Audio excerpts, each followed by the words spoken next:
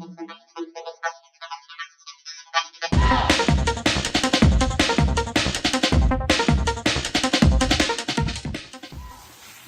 আমি হালকা উল্টে দেবো, এক সাইড উল্টে দিলাম। Hi friends, welcome to Ushni Haldar blog. আশা করি তোমরা সবাই খুব ভালো আছো, আমিও ভালো আছি। তো আজকে আমি একটা পাবদা মাছের রেসিপি দেখাবো, সিম্পল রেসিপি, ঝটপট রান্না হয়ে যায়। তো গ্যাসের কড়াটা আমি অন করে দিলাম, কড়া গরম হয়ে গেছে। আমি হোয়াইট অয়েল দিয়ে দিলাম, সাদা তেল। এবার আমি পাবদা মাছগুলো দিয়ে দেবো।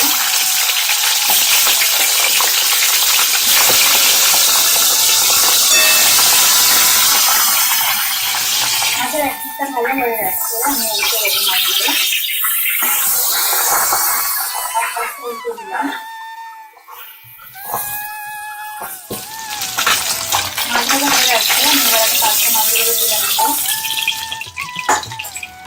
তেলের মধ্যে আমি কালো জিরে ফোড়ন দিয়ে দিলাম, একটা গোটা শুকনো লঙ্কা দিয়ে দিলাম। এই রেসিপিটা একদম অন্যরকম, তোমরা ট্রাই করে দেখতে পারো, খুব সুস্বাদু হবে, গরম ভাতে দারুণ লাগবে খেতে। পেঁয়াজ দিয়ে দিলাম, এটা দেখে মিডিয়াম সাইজের পেঁয়াজ টুকরো করে কাটা। এবার আমি স্বাদ মতো নুন দিয়ে দিলাম, পরিমাণ মতো হলুদ গুঁড়ো দিয়ে দিলাম।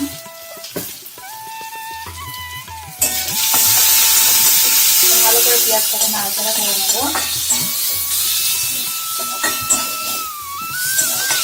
এবার গ্যাসের ফ্লেমটাকে আমি একদম লোতে করে দিলাম। এবার আমি ঢাকা দিয়ে রাখছি কিছুক্ষণ।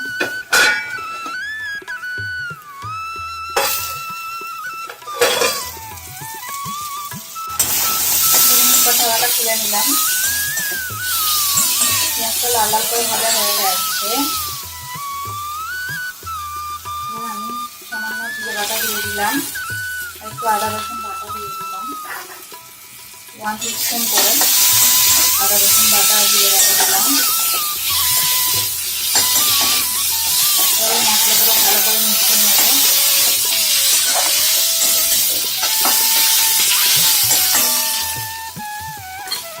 ছোটো সাইজের টমেটো দিয়ে দিলাম।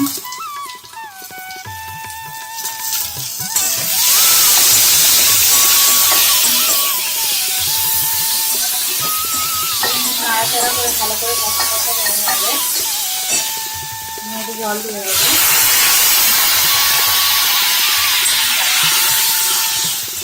মাছগুলো যাতে সিদ্ধ হয়ে যায় ভালো করে, পরিমাণ মতো জল আমি দিয়ে দিলাম। ঝোলটা ভালো করে ফুটে ওঠা পর্যন্ত অপেক্ষা করবো। ঝোলটা ভালো করে ফুটে গেছে, এবার আমি মাছগুলো দিয়ে দিলাম। ভাজা পাবদা মাছ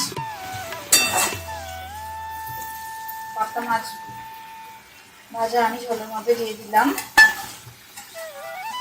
এবার গ্যাসের ফ্লেমটাকে লো করে দেবো, শুকনো হয়ে যাওয়া পর্যন্ত ওয়েট করবো। 5 মিনিট হয়ে গেছে, এবার আমি ঢাকাটা খুলে নিলাম। মাছগুলোকে আমি হালকা উল্টে দেবো, এক সাইড উল্টে দিলাম। মাছের ঝাল শুকনো শুকনো হয়ে গেছে, এবার আমি গ্যাসের ফ্লেমটাকে অফ করে দেবো। দেখো চারিদিক থেকে তেল ছেড়ে যাচ্ছে।